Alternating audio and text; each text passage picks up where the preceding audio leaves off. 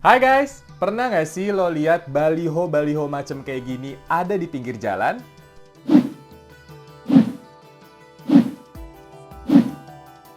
Nah, suka bingung nggak sih kenapa para politikus itu masih doyan banget pasang baliho politik? Selengkapnya kita bahas di Explanatory.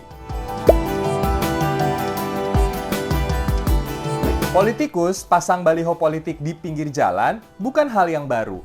Iklan layanan masyarakat soal corona aja ada muka mereka. Bahkan sampai ucapan selamat untuk Gracia Poli Apriani Rahayu juga ada muka mereka.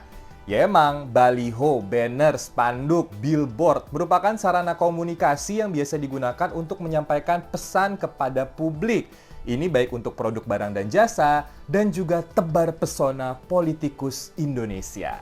Ngiklan di baliho banyak dibilang kuno, apalagi katanya sekarang era digital. Tapi kalau menurut laporan survei internet APJI sampai November 2020, penetrasi internet di Indonesia ini sudah mencapai 73,7%. Mayoritas ada di Pulau Jawa dan sebagian Sumatera. Sisanya belum merata. Nah, disinilah peran baliho terasa. Baliho masih efektif, outdoor masih efektif untuk create awareness karena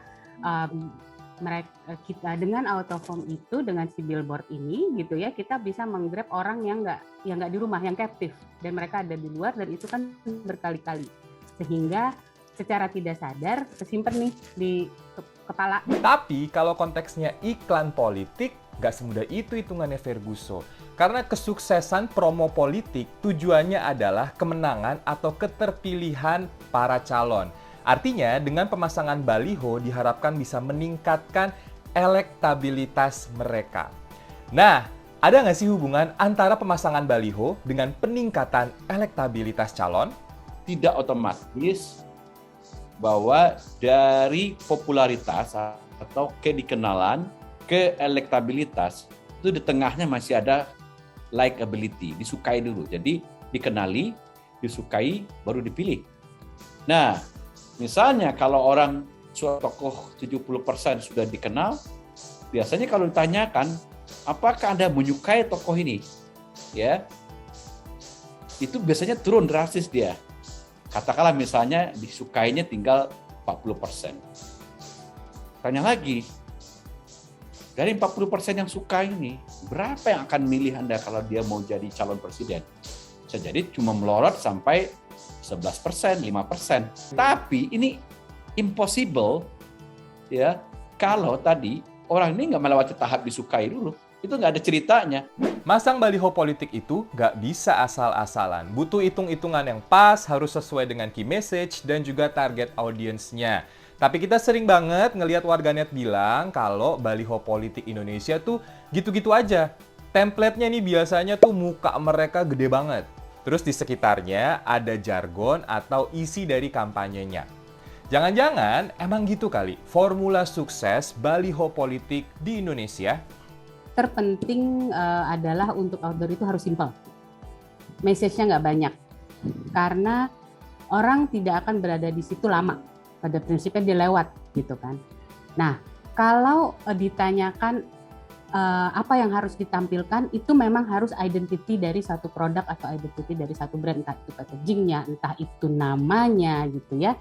Atau kalau pilkada saat ini, apalagi kalau kita kaitkan gitu ya, bahwa the way kita pilkada nyoblos itu masih nyoblos ada foto, nomor, dan nama gitu ya. Jadi itu menjadi unsur yang penting. Ingat ya, belum tentu kita semua ini adalah target dari baliho-baliho politik itu. Bisa jadi lo yang pada nyinyir di media sosial justru bikin mereka viral dan dapat exposure lebih. Terus di daerah lain, baliho-baliho politik itu sukses ngirim key message kepada target-targetnya. Kalau begitu, namanya combo untuk para politikus. Exactly. Jadi kalau kita bicara rekognisi dulu, itu jadi combo betul. Jadi orang makin misalnya dikomentari, dinyinyirin gitu ya, makin diviralkan, malah orang pengen tahu siapa sih yang diviralkan. Beriklan di baliho atau billboard merupakan sebuah ikhtiar. Mau itu untuk produk barang dan jasa, atau iklan politik, atau untuk nembak gebetan, sah-sah aja, terserah. Tapi sang pemasang iklan juga mesti melihat situasi dan kondisi.